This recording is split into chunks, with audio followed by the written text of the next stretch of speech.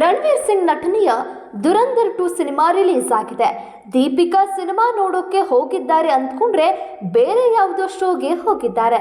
ನಟಿ ದೀಪಿಕಾ ಪಡುಕೋಣೆ ಪತಿ ರಣವೀರ್ ಸಿಂಗ್ ಅವರ ದುರಂಧರ್ ಸಿನಿಮಾ ರಿಲೀಸ್ ಆಗಿದೆ.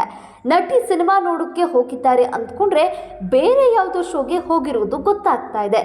ಎಲ್ಲಿಗೆ, ಯಾರ ಜೊತೆ ನೋಡೋಣ ಬನ್ನಿ. ಇತ್ತೀಚೆಗೆ ಮುಂಬೈಯಲ್ಲಿ ಸಿದ್ಧಾರ್ಥ್ ವಾದ್ಕರ್ ರಿಖಿರಾಮ್ ಶರ್ಮಾ ಅವರ ಲೈವ್ ಕಚೇರಿಗೆ ದೀಪಿಕಾ ಪಡುಕೋಣೆ ಹಾಜರಾಗಿದ್ದಾರೆ. ಅವರ ಪತಿ ರಣವೀರ್ ಸಿಂಗ್ ಅವರ ಕುಟುಂಬದವರ ಜೊತೆ ಇದ್ರು. ಈ ಕಾರ್ಯಕ್ರಮದ ಹಲವು ವಿಡಿಯೋಗಳು ಮತ್ತು ಫೋಟೋಗಳು ಆನ್ಲೈನ್ನಲ್ಲಿ ಹರಿದಾಡ್ತಾ ಇದೆ. ದೀಪಿಕಾ ತಮ್ಮ ಅತ್ತೆ ರಿತಿಕಾ ಭವಾನಿ ಮತ್ತು ಮಾವನ ತಾಯಿ ಅಂಶು ಭವಾನಿ ಅವರ ಜೊತೆ ಕುಳಿತು ಸಂಗೀತವನ್ನ ಆನಂದಿಸ್ತಾ ಇರೋದು ಕಾಣಬಹುದು. ಒಂದು ಕ್ಲಿಪ್ನಲ್ಲಿ ದೀಪಿಕಾ ನಗುತ್ತಾ ಕಾಲು ತಟ್ಟುತ್ತಾ ಸಂಗೀತದಲ್ಲಿ ತೊಡಗಿರೋದು ಸ್ಪಷ್ಟವಾಗಿತ್ತು. ಮತ್ತೊಂದು ವಿಡಿಯೋದಲ್ಲಿ ಅವರು ಕುಟುಂಬದವರ ಜೊತೆ ಮಾತನಾಡುತ್ತಾ ಆರಾಮದಾಯಕ ಮತ್ತು ಸಂತೋಷದ ಮನಸ್ಥಿತಿಯಲ್ಲಿ ಇದ್ರು.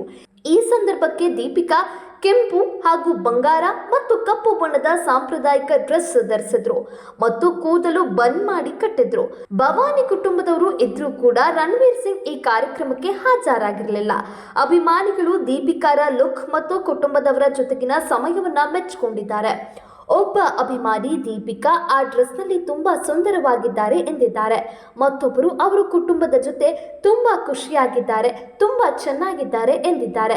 ಕೆಲವರು ರಣವೀರ್ ಇಲ್ಲದಿರುವ ಬಗ್ಗೆ ಪ್ರಶ್ನೆ ಮಾಡಿದ್ದಾರೆ. ಅವರು ದುರಂಧರ್ 2 ಯಶಸ್ಸನ್ನ ರಣವೀರ್ ಜೊತೆ ಆಚರಿಸ್ತಾ ಇಲ್ವಾ ಎಂದು ಕೇಳಿದ್ದಾರೆ. ಮತ್ತೊಬ್ರು ರಣವೀರ್ ಅವರ ಕುಟುಂಬದವರ ಜೊತೆ ಇದ್ದಾರೆ, ಅವರು ಫ್ಯಾಮಿಲಿ ಪರ್ಸನ್ ಎಂದಿದ್ದಾರೆ.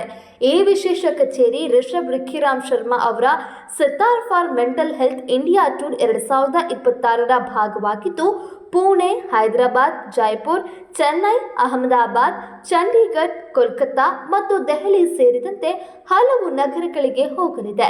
ಕೆಲಸದ ವಿಚಾರದಲ್ಲಿ ದೀಪಿಕಾ ಕೊನೆಯದಾಗಿ ಸಂಗಮ್ ಅಗೇನ್ ಚಿತ್ರದಲ್ಲಿ ಕಾಣಿಸಿಕೊಂಡಿದ್ರು. ಇನ್ನು ಅವರು ಶಾರುಖ್ ಖಾನ್ ಅವರ ಕಿಂಗ್ ಚಿತ್ರದಲ್ಲಿ ಡಿಸೆಂಬರ್ 26ರಲ್ಲಿ ಬರ್ತಿದ್ದಾರೆ. ನಿರ್ದೇಶಕ ಸಿದ್ಧಾರ್ಥ್ ಆನಂದ್ ನಿರ್ದೇಶನ ಮಾಡ್ತಿದ್ದಾರೆ. ಅಲ್ಲು ಅರ್ಜುನ್ ಅವರ ಎದುರು ನಿರ್ದೇಶಕ ಅಟ್ಲಿ ಅವರ ಮುಂದಿನ ಚಿತ್ರದಲ್ಲಿಯೂ ನಟಿಸ್ತಿದ್ದಾರೆ.